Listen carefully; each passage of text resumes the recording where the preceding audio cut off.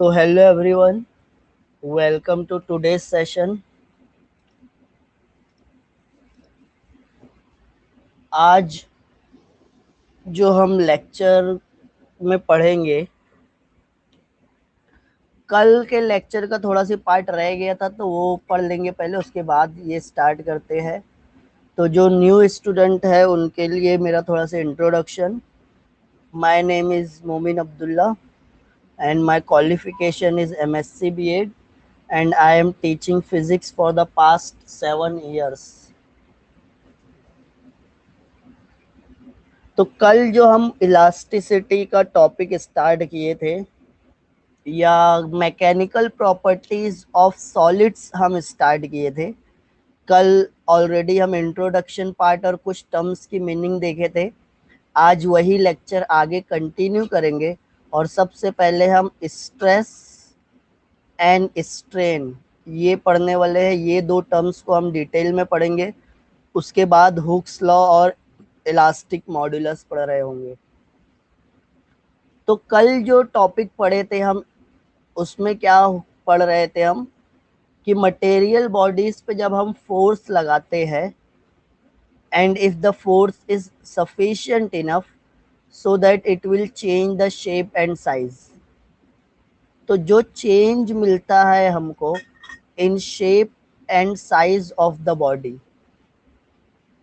Shape और size के लिए ने कॉमन वर्ड हम यहाँ पे यूज करेंगे डायमेंशन। अगर हम बोल रहे हैं डायमेंशन चेंज हो रहा है तो इसका मतलब है या तो शेप चेंज हो रहा है या तो साइज चेंज हो रहा है या दोनों चेंज हो रहा है।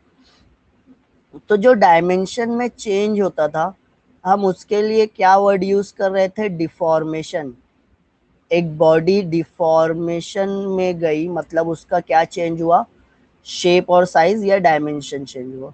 And the force which is responsible for deformation, उसको क्या बोलते थे,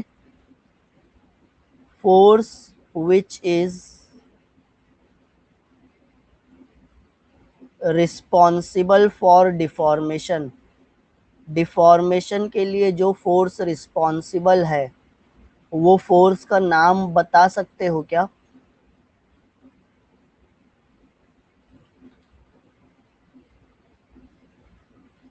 विच force is responsible for deformation? Very good, deforming force. Deforming force को हम एक और नाम से बोल सकते हैं, external force. Deforming force is also called as external force. और इसको हम बोल सकते हैं applied force.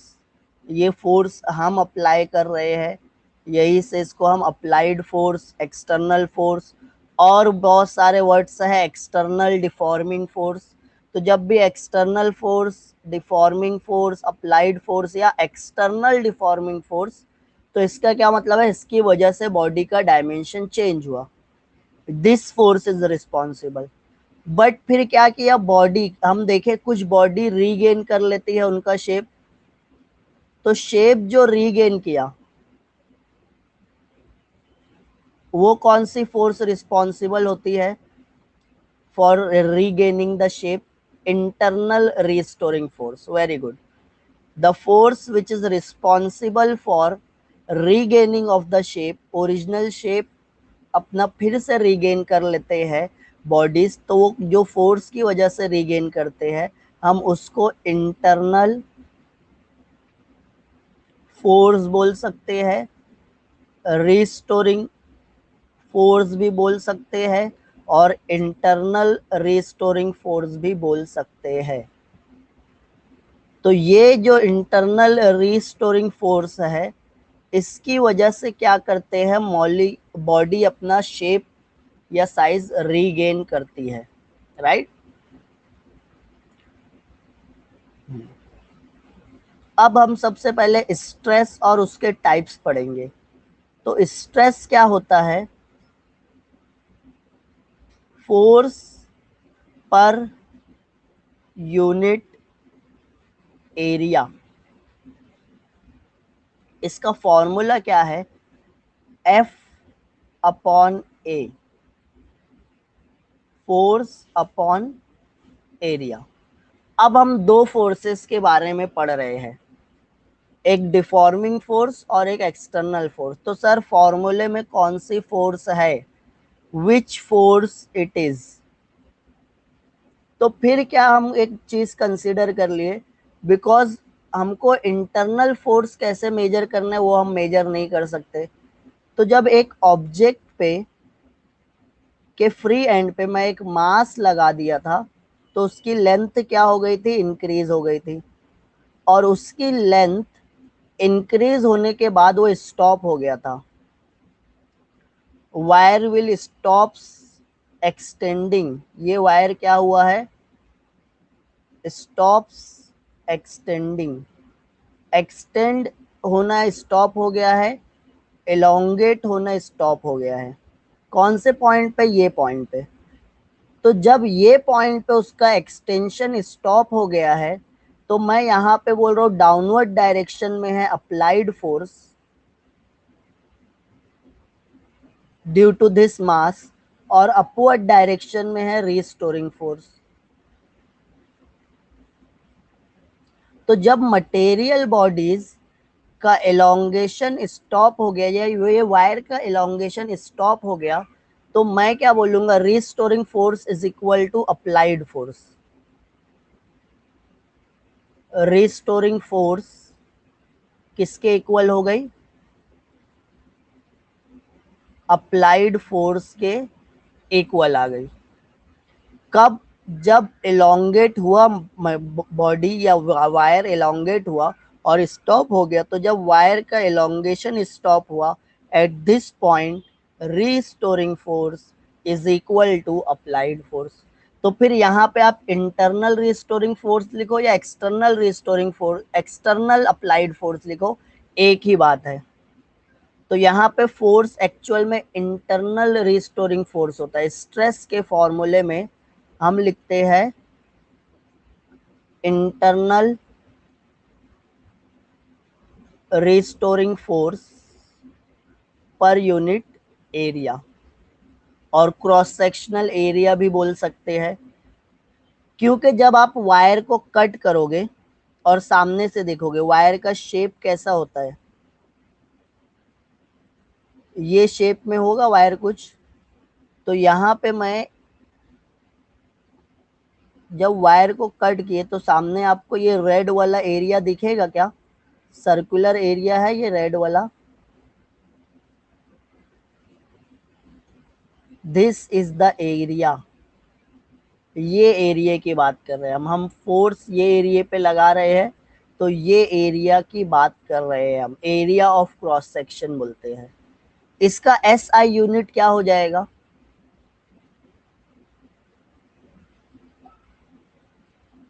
Stress is equal to force upon area है, एफ अपॉन ए, ये फॉर्मूला है। एस आई यूनिट क्या है इसका, कोई बता सकता है, फोर्स का, हाँ फोर्स का एस आई यूनिट होता है न्यूटन, एरिया का एस आई यूनिट है मीटर स्क्वायर। तो मैं लिखता हूँ न्यूटन पर मीटर स्क्वायर। डायमेंशन क्या हो जाएगा इसका,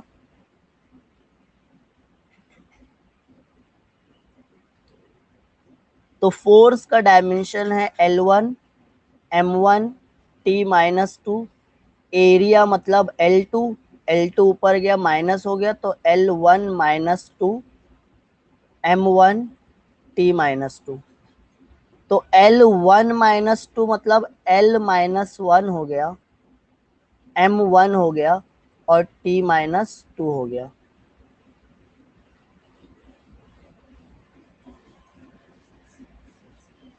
स्ट्रेस से हमें पता चलता है कि मटेरियल कितना इलास्टिक है, कितनी फोर्स लगा रहे हो कितने एरिया पे, तो अंडर कितना स्ट्रेस है। स्ट्रेस को अगर आप वर्ड पे ध्यान दोगे, स्ट्रेस आ गया बहुत, नन्ही सी जान पे बहुत ज्यादा स्ट्रेस है तो वो सह नहीं पाएगा। छोटा सी वायर है, बहुत ज्यादा फोर्स लगा दिए तो वो सह नहीं पाता है। कितना फोर्स है कितने एरिया पे है। एक ऑब्जेक्ट जो फोर्स एक्सपीरियंस कर रहा है, they are under some force, कुछ फोर्स के अंडर में है, तो वो फोर्स कितना है, कितने एरिया पे है, उस वो समझ में आता है हमारा। यहाँ पे नेक्स्ट हम पढ़ने वाले हैं, ये समझ में आया क्या?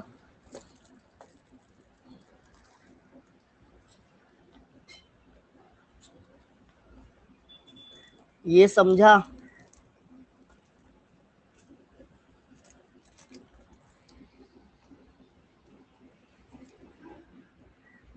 ये हो गया स्ट्रेस। अब ऐसे ही नेक्स्ट एक टर्म है स्ट्रेन।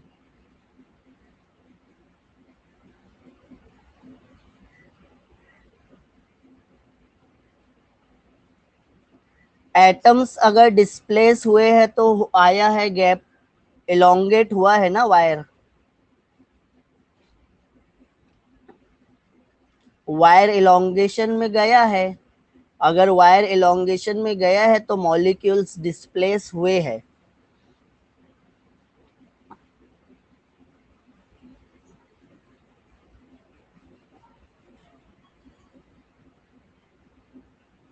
तो ये स्ट्रेस है फॉर्मूला, ये उसका एसआई यूनिट और ये डायमेंशन। ऐसे ही नेक्स्ट टर्म हम पढ़ते हैं strain.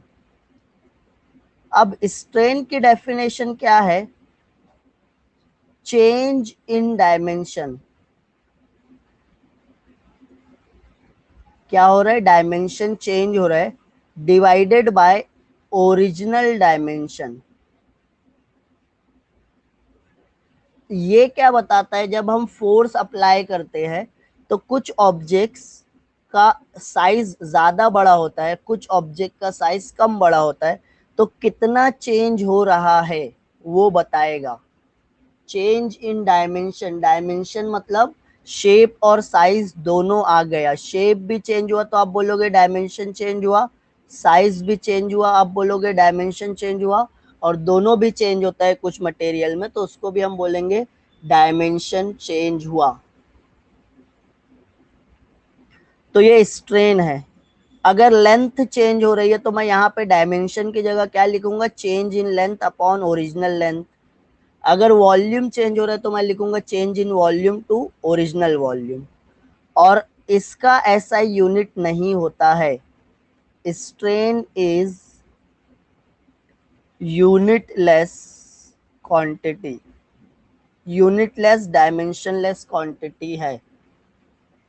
Change in length upon original length, ratio किसका बन रहा है? इक्वल फिजिकल क्वांटिटी का।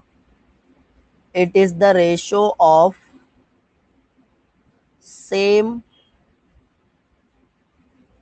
Physical quantity, same physical quantity का रेशो है। यही से इसका यूनिट नहीं होगा, इसका डायमेंशन नहीं होगा। अब उसके बाद ना फर्स्ट टाइप का स्ट्रेस पढ़ते हैं हम। Types of stress and strain पढ़ रहे हैं। तो जो फर्स्ट टाइप का स्ट्रेस है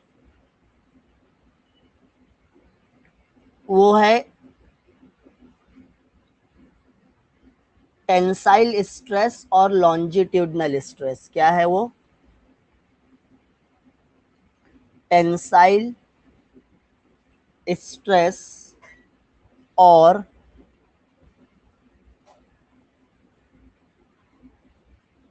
लॉन्जिट्यूडनल स्ट्रेस। टेंसाइल स्ट्रेस और लॉन्जिट्यूडनल स्ट्रेस का मतलब क्या है? Stress produced by a deforming force acting along the length of a body. Stress produce होगा, कब प्रोड्यूस होगा? जब फोर्स आप अप्लाई करोगे। फोर्स कौन सी डायरेक्शन में अप्लाई कर रहे हो? अलोंग द लेंथ, लेंथ के साथ साथ अप्लाई कर रहे हैं, तो उसको हम क्या बोलते हैं? टेंसाइल स्ट्रेस और longitudinal stress. When a stress produced by applying the force along the length of the object, then this type of stress is called as longitudinal stress or tensile stress. Stress produce हो रहा है, कब produce होगा? जब force apply करोगे। Force कौन सी direction में apply करना है? Along the length of the object. तो इसको हम टेंसाइल, लॉन्गिट्यूडनल और कॉम्प्रेसिव स्ट्रेस भी बोलते हैं। इसके एग्जाम्पल के लिए ना हम एक वायर, जो मैं बता रहा हूँ आपको, पहले दिन से एग्जाम्पल दे रहे हैं ना, ये है ओरिजिनल लेंथ। इसके ये वायर के क्या किए, फ्री एंड पे हम एक मास लगा दिए। जब एक वेट या मास लगाए तो इसकी लेंथ क्या हुई, इंक्रीज हुई। कितने अमाउंट से? स्मॉल एल अमाउंट से। कैपिटल एल यहाँ पे क्या है? ओरिजिनल लेंथ है। स्मॉल एल क्या है? चेंज इन लेंथ बोल सकते हैं क्या? कितनी लेंथ चेंज हुई, दैट इज स्मॉल एल। और यहाँ पे एलोंगेट हुआ है मतलब इंक्रीज हुई है। Area of cross section of wire क्या था? वायर ऐसा कुछ सर्कुलर शेप में होता है। वायर को आप कट किए तो ये सामने का जो एरिया देख रहे हो, ये होता है एरिया ऑफ क्रॉस सेक्शन। ये एरिया सर्कल है, सर्कुलर शेप में, तो इसका एरिया का फॉर्मूला रहेगा पाई आर स्क्वायर। तो जब मैं लॉन्जिट्यूडनल स्ट्रेस बोलता हूं, अच्छा, कॉम्प्रेसिव स्ट्रेस भी होता है कि लॉन्जिट्यूडनल का फॉर्मूला क्या रहेगा?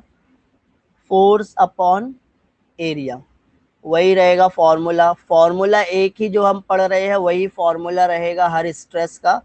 थोड़ा सी मॉडिफिकेशन के साथ हम पढ़ेंगे, बट वो आगे पढ़ने वाले हैं। तो टेंसाइल स्ट्रेस, लॉन्जिट्यूडनल स्ट्रेस, और इसको हम क्या बोल सकते हैं? कॉम्प्रेसिव स्ट्रेस भी बोल सकते हैं। अब कॉम्प्रेसिव स्ट्रेस का मतलब क्या हुआ? ये वायर क्या होने वाला है? कॉम्प्रेस होने वाला है। कॉम्प्रेस कब होगा?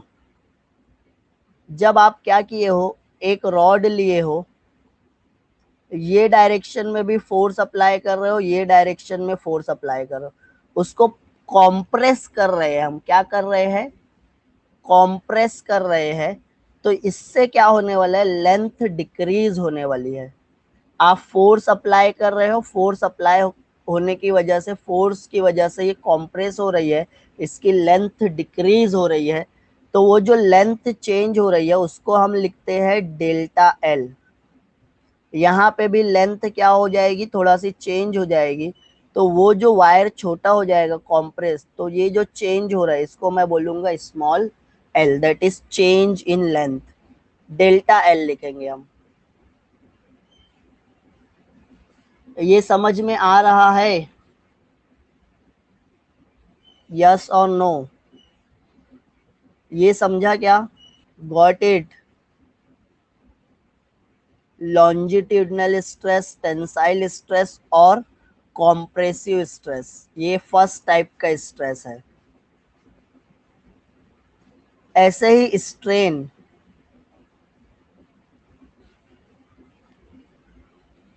नेक्स्ट हम पढ़ने वाले हैं स्ट्रेन। स्ट्रेन मतलब कौन सा स्ट्रेन? Tensile strain. तो टेंसाइल स्ट्रेन में अगेन क्या चेंज होने वाला है? लेंथ चेंज होने वाला है। टेंसाइल स्ट्रेन में लेंथ चेंज होगा। एक वायर है,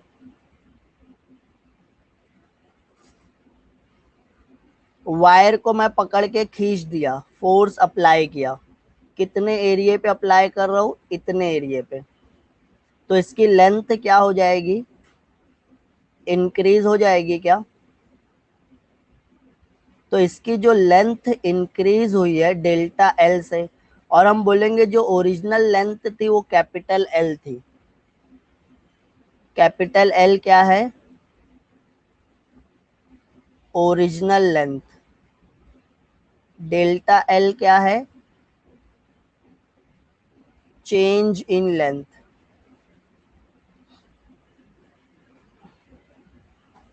तो हम स्ट्रेन का फॉर्मूला कैसे लिखेंगे, या टेंसाइल स्ट्रेन का फॉर्मूला कैसे लिखेंगे। स्ट्रेन का फॉर्मूला था change in dimension upon original dimension. यहाँ पे क्या चेंज हुआ, length.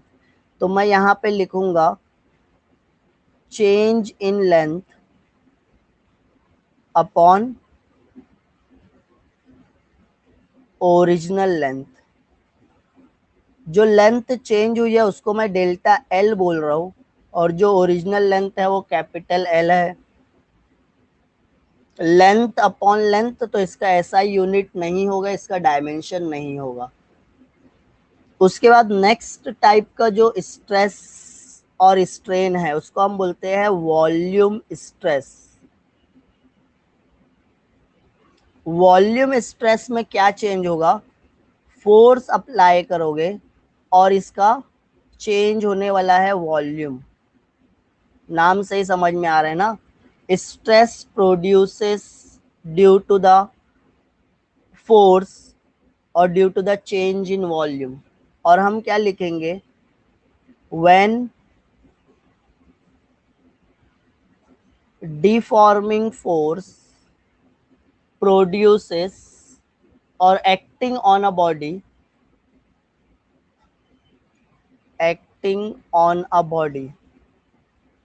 produces change in its volume. क्या चेंज कर दिया, ये साइज नहीं चेंज किया, लेंथ नहीं, वॉल्यूम चेंज किया। तो जो स्ट्रेस एसोसिएटेड रहेगी वो वॉल्यूम स्ट्रेस। इसका एग्जांपल कैसे ले सकते हैं, फॉर एग्जांपल इरेजर होता है, रबर होता है, वो रबर का ब्लॉक के जैसा होता है ना, उसके हर एंड पे क्या किए हम, फोर्स अप्लाई किए।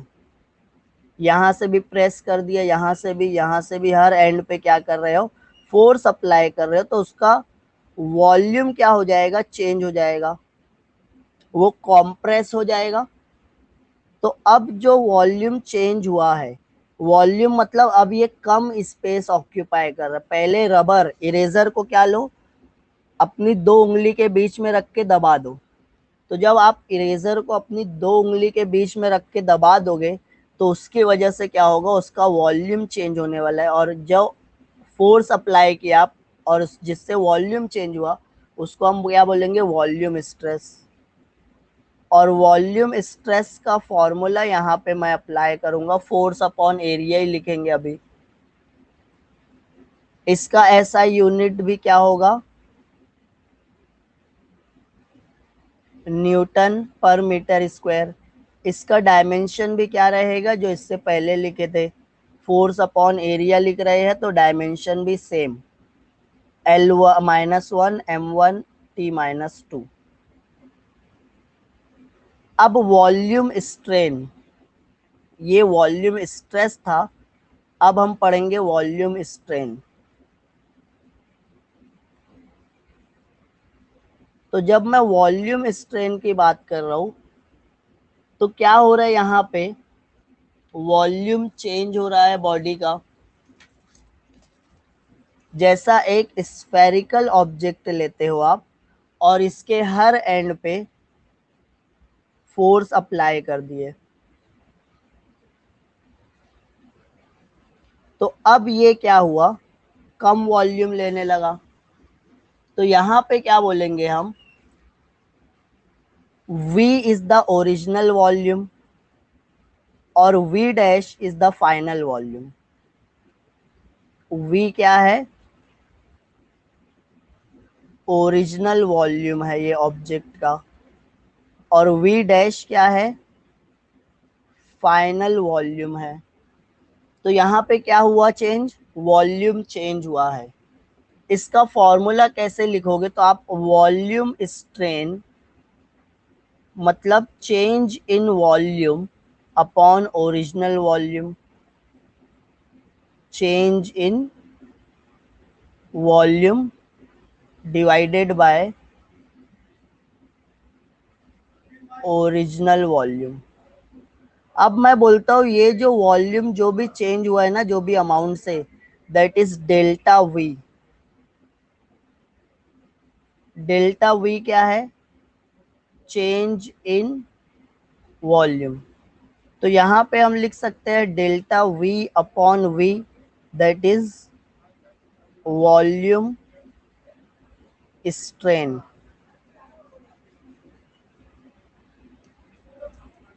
Getting it? ये समझ में आया सबको? Any doubt?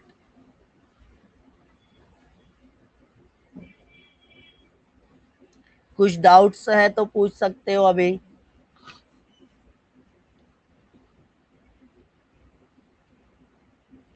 आगे बढ़ने का। तो थर्ड टाइप का स्ट्रेस और स्ट्रेन है शेयरिंग स्ट्रेस। तो हम क्या बोलेंगे?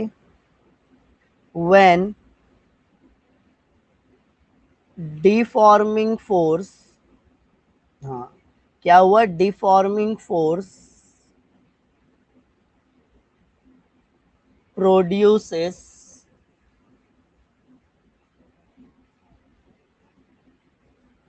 change in shape of a body, then the stress is called shearing stress।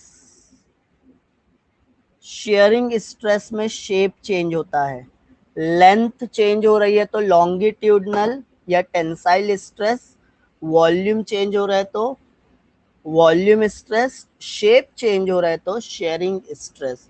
अब शेप कैसे चेंज होगा, तो इसको समझने के लिए यहाँ पे क्या करते हैं, एक ब्लॉक लेते हैं।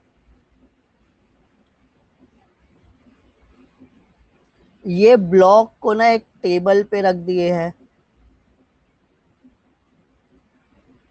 ये ब्लॉक को क्या किए, एक टेबल पे रख दिए, और उसको जो बॉटम वाला पार्ट है ना, ये फिक्स कर दिए टेबल पे, स्क्रू से टाइट कर दिए। ये 4 स्क्रू में लगा के बॉटम पार्ट को क्या किया, फिक्स कर दिया। और मैं जो अपर लेयर है यहाँ पे ना बहुत लार्ज अमाउंट में फोर्स अप्लाई कर रहा हूँ। ये जो फोर्स अप्लाई कर रहे हैं ये टेंजेंशियल फोर्स है। क्या है ये? Tangential force. तो ये जो टेंजेंशियल फोर्स मैं बहुत लार्ज अमाउंट में अप्लाई कर रहा हूँ, ये साइड को हम बोलते हैं डी सी। ये है ए, ये है बी। ए बी वाला साइड फिक्स है और डी सी वाले पे क्या किया मैं, फोर्स। तो डी वाला क्या हुआ, डिस्प्लेस होके आगे आ गया डी डैश पे, और सी वाला डिस्प्लेस होके आगे आ जाएगा सी डैश पे। तो अब इसका क्या चेंज हो गया, शेप चेंज हो गया क्या? अब ये ब्लॉक कैसा दिखने लगा, कुछ ऐसा दिखने लगा, ये रेड कलर वाला दिख रहा है। तो इसका वॉल्यूम भी चेंज नहीं हुआ, इसकी लेंथ भी चेंज नहीं हुई, बट क्या चेंज हो गया, इसका शेप चेंज हो गया। तो जो शेप चेंज हुआ है इसको मैं बोलूंगा कौन सा स्ट्रेस प्रोड्यूस हुआ यहाँ पे, शेयरिंग स्ट्रेस। शेयरिंग स्ट्रेस क्या करता है, शेप चेंज करता है।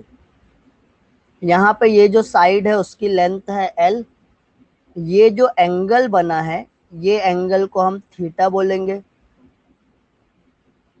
यहाँ पे क्या किए थे, एक फोर्स अप्लाई किए थे, टेंजेंशियल फोर्स था वो। और जहां पे जो लेयर पे फोर्स अप्लाई किए थे अपर लेयर पे, उसका कुछ एरिया था। तो शेयरिंग स्ट्रेस का फॉर्मूला मैं फिर से फोर्स अपॉन एरिया ही लिखूंगा। क्या लिखूंगा, फोर्स अपॉन एरिया ही लिखेंगे। तो ये है आपका शेयरिंग स्ट्रेस है, सॉरी, यहाँ पे क्या आएगा, sharing stress. Getting it? Any doubt? ये जो टेंजेंशियल फोर्स मैं अप्लाई कर रहा हूं ना, वो जो टॉप लेयर है और बॉटम लेयर है उसके पैरेलल है। तो शेयरिंग स्ट्रेस की डेफिनेशन क्या रहेगी? Tangential force per unit area. ये कौन सी फोर्स है? टेंजेंशियल फोर्स है। अब उसके बाद शेयरिंग स्ट्रेन। तो जब मैं शेयरिंग स्ट्रेन की बात करता हूं तो हम क्या कहिए यहाँ पे शेयरिंग स्ट्रेस के लिए? एक ब्लॉक था, ये ब्लॉक में जो बॉटम का पार्ट था उसको क्या किया, हम फिक्स कर दिए,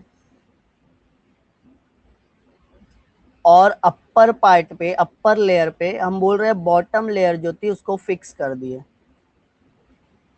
ये पॉइंट, ये पॉइंट, ये पॉइंट, ये सब फिक्स है, राइट। ये है ए, ये है बी, ये है सी, ये है डी। बॉटम पार्ट को फिक्स कर दिए है एक प्लेटफॉर्म पे, और अपर लेयर पे फोर्स अप्लाई कर रहे हैं, टेंजेंशियल फोर्स। तो डी क्या हो गया, डिस्प्लेस होके डी डैश पे आ गया, और सी क्या हो गया, उतना ही आगे जाएगा, सी डैश पे आ जाएगा। तो न्यू शेप कुछ मिल गया आपको। पहले हो सकता है स्क्वायर था, बट अब स्क्वायर नहीं है वो, अब वो पैरेलेलोग्राम है। ये एंगल को हम थीटा बोल, लेंथ है डी से ए, उसको एल बोल रहे हैं। डी से डी डैश, ये जो डिस्प्लेसमेंट हुआ है ना, इसको डेल्टा एल बोलेंगे। D D dash is equal to C C dash is equal to delta L. ये डेल्टा एल क्या है? Displacement of upper layer, displacement of upper layer, ऊपर वाली लेयर का डिस्प्लेसमेंट जो हुआ है। और हम स्मॉल एल किसको बोलेंगे?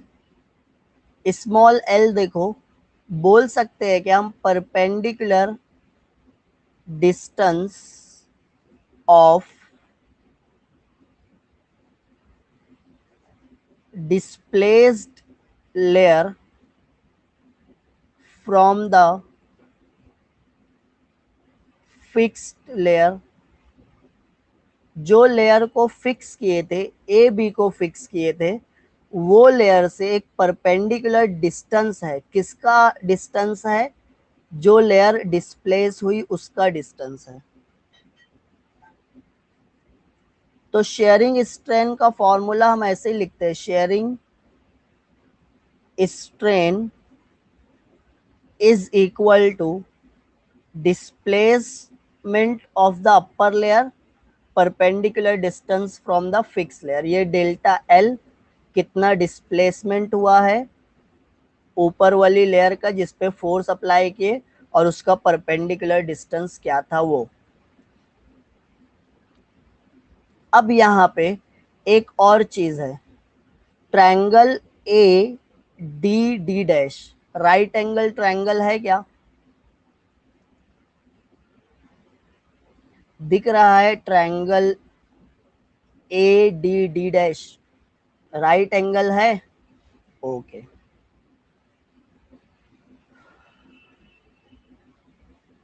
तो ये जो triangle A D D dash था, उसमें टेन थीटा का फॉर्मूला अप्लाई कर सकते हैं क्या हम?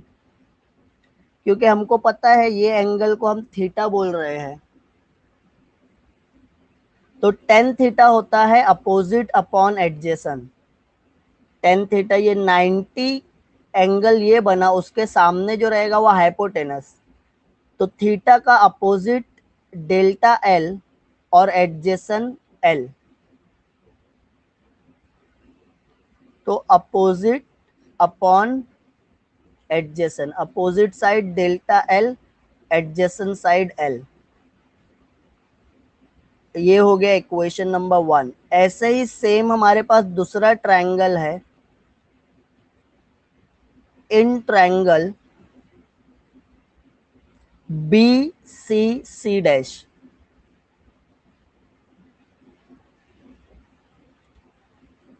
इसमें टेन थीटा का फॉर्मूला अप्लाई कर दो, वही फॉर्मूला अपोजिट अपॉन एडजेसन, तो थीटा का opposite C C dash, C C dash क्या है, डेल्टा एल।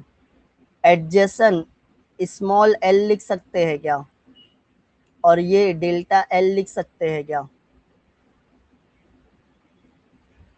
तो यहाँ पे डेल्टा एल अपॉन एल आएगा। But delta L upon L किसका फॉर्मूला है, शेयरिंग स्ट्रेन का फॉर्मूला है।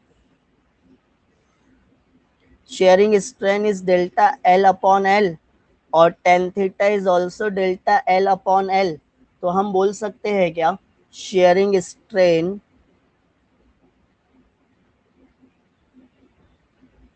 Is equal to tan theta, और टेन थीटा को हम थीटा लिख देंगे, कब लिखेंगे, if theta is very small. Theta अगर बहुत स्मॉल है या डेल्टा एल बहुत स्मॉल है,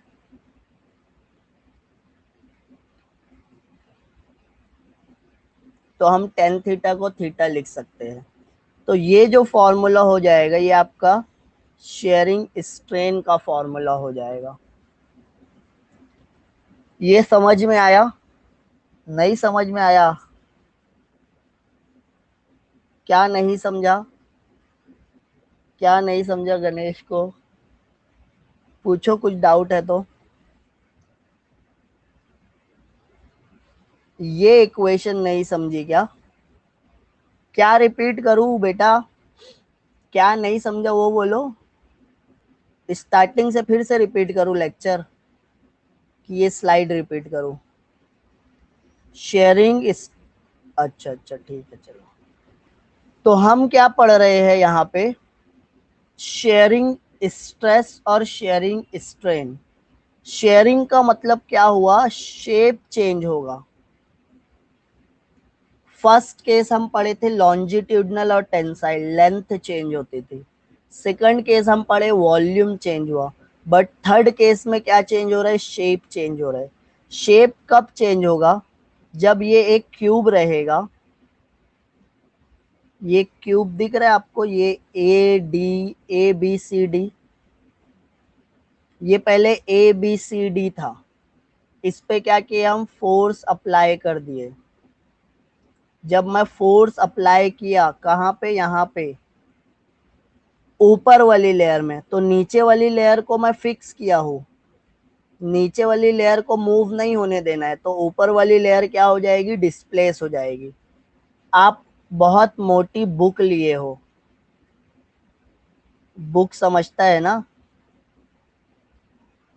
बहुत थिक बुक है, बहुत सारे पेजेस है। आप क्या करो, यहाँ पे फोर्स अप्लाई कर दो, तो बुक ऐसे क्रॉस हो जाती है क्या, होती है या नहीं होती है।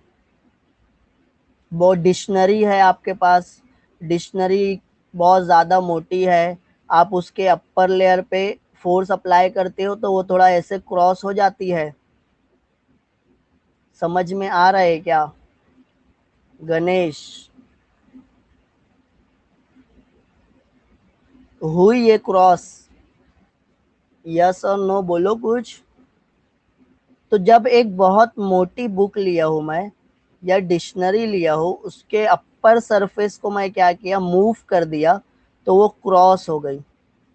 तो ये जो चेंज हो रहा है शेप, ये इसको ही हम शेयरिंग स्ट्रेस या शेयरिंग स्ट्रेन बोलते हैं। और शेयरिंग स्ट्रेस का एक ही फॉर्मूला है, स्ट्रेस के लिए हम हमेशा क्या लिख रहे हैं, फोर्स अपॉन एरिया, तो इसका फॉर्मूला वही है। बट शेयरिंग स्ट्रेन का फॉर्मूला क्या है, शेयरिंग स्ट्रेन का फॉर्मूला होता है डिस्प्लेसमेंट ऑफ अपर लेयर, या कोई भी लेयर, यहाँ पे अपर लेयर का डिस्प्लेसमेंट हो रहा है, यही से अपर लिख रहे हैं। तो जो लेयर का डिस्प्लेसमेंट हुआ, कितना हुआ डिस्प्लेसमेंट, तो दिस इज द डिस्प्लेसमेंट, ये यहां से यहां तक डिस्प्लेसमेंट हो गई, लेयर डिस्प्लेस्ड हो गई। तो ये जो डिस्प्लेसमेंट है divided by it's perpendicular distance from the fix layer. Fix layer कौन सी है, यहाँ पे ए बी है। ए बी से परपेंडिकुलर डिस्टेंस, तो मैं ए डी नहीं लिखूंगा क्योंकि A D dash perpendicular distance नहीं है। परपेंडिकुलर डिस्टेंस यहाँ पे ए डी है, दिख रहा है, ये डिस्टेंस है परपेंडिकुलर ए डी, तो ए डी लिखेंगे और ए डी की वैल्यू क्या है, स्मॉल एल है। तो ये दोनों के रेशियो को हम शेयरिंग स्ट्रेन बोल रहे हैं। बट यहाँ पे एक फॉर्मूला, एक ट्रायंगल है, right angle triangle A D D dash. कौन सा ट्रायंगल है, ए डी डी डैश। ये ऐसा कुछ ट्रायंगल बना था क्या, इसको मैं थीटा लिख रहा हूँ, इसको मैं डेल्टा एल लिख रहा हूँ और इसको मैं एल लिख रहा हूँ। ये राइट एंगल ट्रायंगल है ए डी डी डैश। तो इसमें जब टेन थीटा का फॉर्मूला अप्लाई करोगे तो अपोजिट अपॉन एडजेसेंट, ये होता है फॉर्मूला, तो डेल्टा एल अपॉन एल हो जाएगा। ऐसे ही ट्रायंगल एक और है हमारे पास, बी सी सी डैश, ये वाला triangle B C C dash दिखा, राइट एंगल ट्रायंगल है। राइट एंगल ट्रायंगल है तो ये एंगल को हम थीटा बोल रहे हैं, ये जो साइड है इसको डेल्टा एल बोल रहे हैं और बी सी को एल बोल रहे हैं। तो इसमें टेन थीटा का फॉर्मूला अपोजिट, अपोजिट मतलब C C dash, C C dash किसके इक्वल है, डेल्टा एल के, B C divided by L.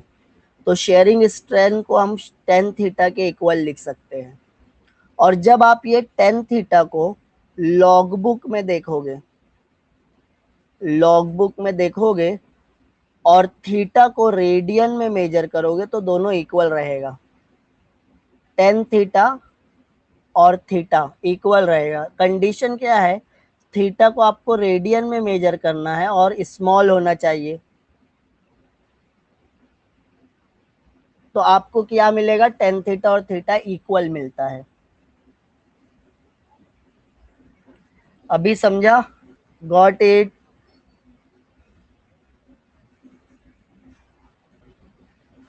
समझ में आया क्या। नेक्स्ट है हुक्स लॉ। हुक्स लॉ क्या बोलता है, stress is directly proportional to strain.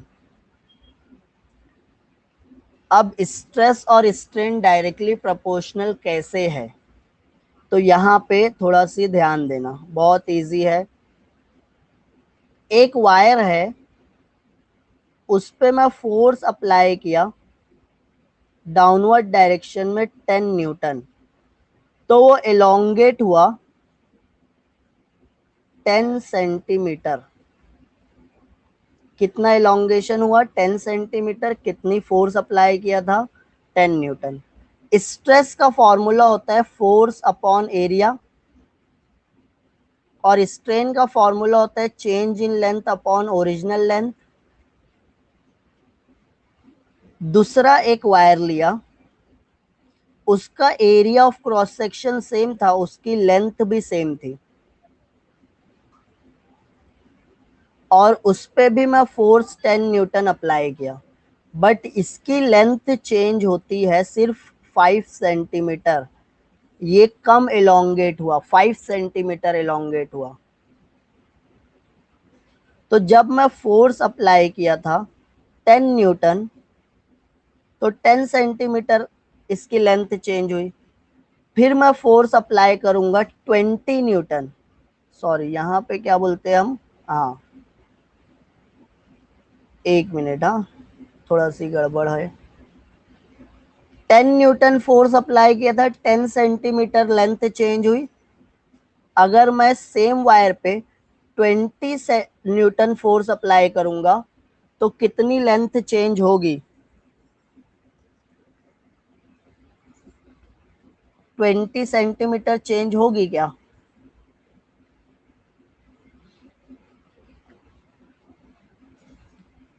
Yes और नो। एक वायर पे 10 न्यूटन फोर्स अप्लाई करो तो 10 सेंटीमीटर एलोंगेट होता है। एक वायर, वही सेम वायर है, उस पर 20 न्यूटन अप्लाई करूंगा तो हो सकता है 20। और अगर मैं 5 न्यूटन अप्लाई करूंगा तो कितना इलोंगेशन होगा?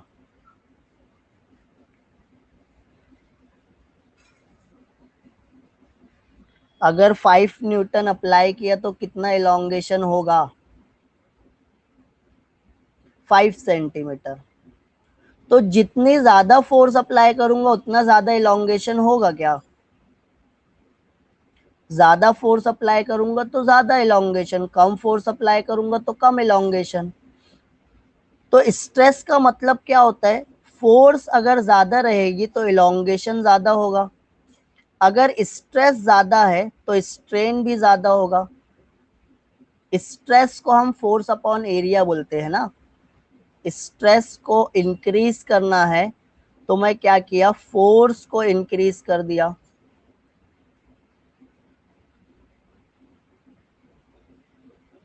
तो फोर्स को मैं इंक्रीज किया तो डायमेंशन भी ज्यादा चेंज होगा ना, मतलब स्ट्रेन भी ज्यादा प्रोड्यूस हुआ।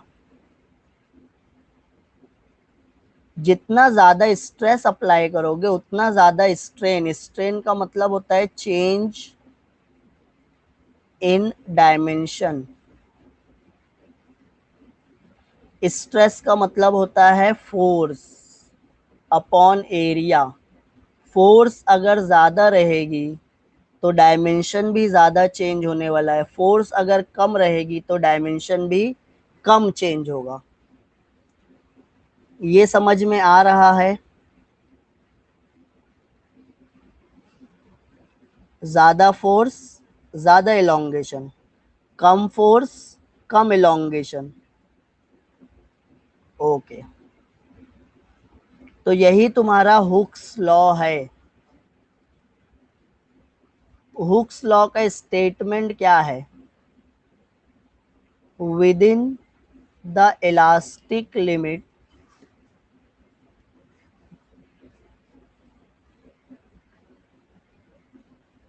Stress is directly proportional to strain. मतलब स्ट्रेस किसके डायरेक्टली प्रोपोर्शनल है? स्ट्रेन के डायरेक्टली प्रोपोर्शनल है। प्रोपोर्शनलिटी साइन हटाते हैं तो हम क्या लगाते हैं? कांस्टेंट। तो मैं stress is equal to some constant into strain, ऐसे लिख सकता हूँ क्या? और ये स्ट्रेन क्या होगा, यहाँ पे आके डिवाइड हो जाएगा। तो कांस्टेंट का फॉर्मूला क्या मिलेगा हमको? Stress upon strain. और ये कांस्टेंट को हम क्या बोलते हैं? This constant is called as modulus of elasticity. इसको हम क्या बोलेंगे? Modulus of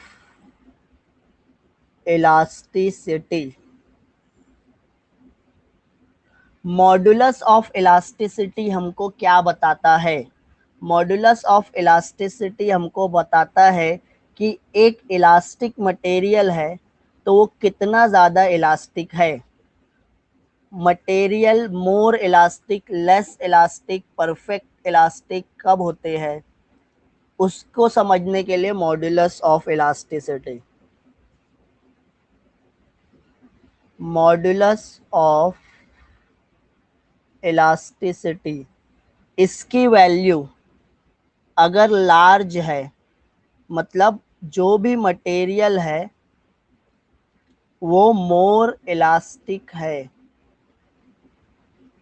modulus of elasticity की वैल्यू अगर कम है, मतलब जो भी मटेरियल है वो लेस इलास्टिक मटेरियल है। मॉडुलस ऑफ इलास्टिसिटी एक कांस्टेंट होता है, दिस इज कांस्टेंट। मटेरियल के लिए सेम होगा, मटेरियल के लिए डिफरेंट, मटेरियल के लिए डिफरेंट होगा। कुछ मटेरियल का ज़्यादा मिलेगा, कुछ मटेरियल्स का कम मिलेगा। तो जो मटेरियल का ज़्यादा है उसको मैं बोलूँगा वो मटेरियल मोर इलास्टिक है, और जो मटेरियल का मॉड्यूलस ऑफ इलास्टिसिटी की वैल्यू कम है वो लेस इलास्टिक है। यहाँ पे एक ग्राफ है,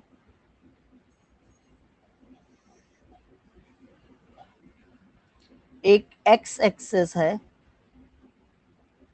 और एक वाई एक्सिस है। वाई एक्सिस पे मैं बना रहा हूँ स्ट्रेस और एक्स एक्सिस पे मैं बना रहा हूँ स्ट्रेन। स्ट्रेस क्या होता है वो समझना बहुत ज़रूरी है। फोर्स अपॉन एरिया होता है, और स्ट्रेन क्या होता है, चेंज इन डायमेंशन अपॉन ओरिजिनल डायमेंशन। अगर मैं फोर्स नहीं अप्लाई कर रहा हूँ, मतलब स्ट्रेस की वैल्यू क्या है, ज़ीरो, तो स्ट्रेन भी ज़ीरो रहेगा क्या? अगर हम फोर्स ही नहीं अप्लाई कर रहे तो डायमेंशन चेंज होगा क्या, ये बताओ। अगर मैं फोर्स नहीं अप्लाई कर रहा हूँ तो डायमेंशन, अगर फोर्स नहीं अप्लाई कर रहा हूँ मतलब स्ट्रेस ज़ीरो है तो स्ट्रेन भी ज़ीरो। तो आपका जो ग्राफ स्टार्ट होगा वो ओरिजिन से, ओरिजिन पे स्ट्रेस भी ज़ीरो, स्ट्रेन भी ज़ीरो। समझ में आ रहा है?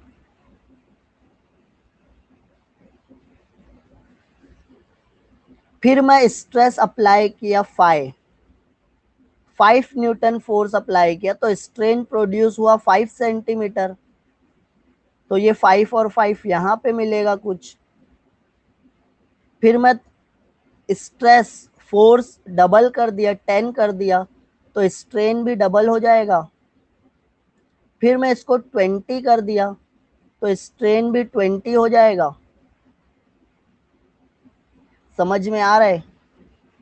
तो आपको ग्राफ कैसा मिलेगा, straight line passing through the origin. Straight line passing through the origin, ये ग्राफ का नेचर है। मतलब ये जो फिजिकल क्वांटिटी है वाई एक्सेस वाली, और जो एक्स एक्सेस वाली फिजिकल क्वांटिटी है, ये दोनों में प्रोपोर्शनलिटी है, डायरेक्टली प्रोपोर्शनल। ये इंडिकेट करता है कि एक क्वांटिटी को मैं इंक्रीज करूंगा तो दूसरी भी इंक्रीज हो जाएगी, एक को डिक्रीज करूंगा तो दूसरी भी डिक्रीज हो जाएगी। तो आपको स्ट्रेस वर्सेस स्ट्रेन कैसा मिलेगा, straight line passing through the origin. अगर straight line passing through the origin मिल रहा है तो हम बोलेंगे यहाँ पे Hooke's law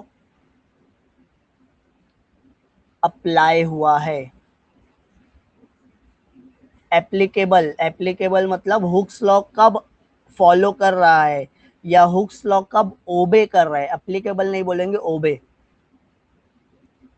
Hooke's law is obeyed, ये हुक्स लॉ को ओबे किया, यही से स्ट्रेस और स्ट्रेन डायरेक्टली प्रोपोर्शनल मिले।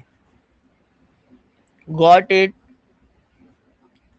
ये इतना समझ में आया क्या?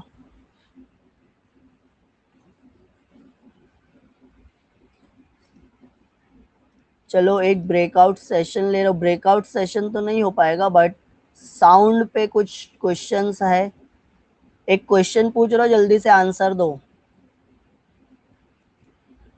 30 सेकंड, चलो 60 सेकंड देते हैं, 1 minute. Very good.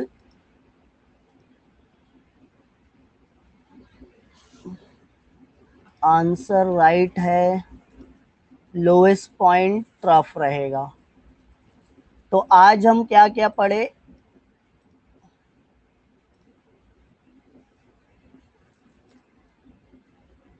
Hooks law पढ़े हैं, अभी इलास्टिक मॉडुलस रह गए तो वो कल पढ़ेंगे। स्ट्रेस पढ़े थे, फोर्स अपॉन एरिया होता है, स्ट्रेस का फॉर्मूला और यूनिट देखे थे। फिर स्ट्रेन पढ़े, change in dimension upon original dimension. फिर फर्स्ट टाइप ऑफ स्ट्रेस किससे रिलेटेड है, लेंथ से रिलेटेड है, और उसको हम टेंसाइल स्ट्रेस बोलते हैं। वैसे ही स्ट्रेन को भी टेंसाइल स्ट्रेन बोलेंगे। Change in length upon original length है इसका formula. Second type of stress पढ़े थे हम, volume stress, formula force upon area, unit same, change in volume upon original volume, that is volume strain. फिर उसके बाद sharing strain हम पढ़ रहे थे। शेयरिंग स्ट्रेन में क्या पढ़े थे,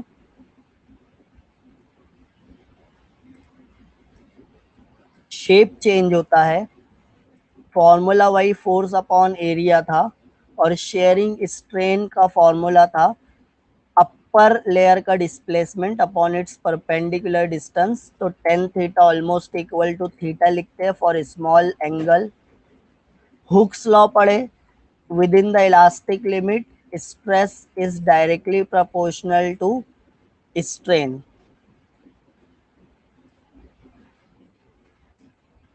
तो आई होप तुमको आज का लेक्चर समझ में आया रहेगा।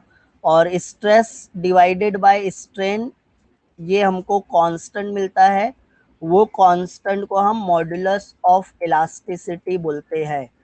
अलग अलग मटेरियल का अलग अलग होता है, और अगर मॉड्यूलस ऑफ इलास्टिसिटी की वैल्यू ज़्यादा है मतलब वो मटेरियल ज़्यादा इलास्टिक है, अगर मॉड्यूलस ऑफ इलास्टिसिटी की वैल्यू कम है तो वो मटेरियल कम इलास्टिक है।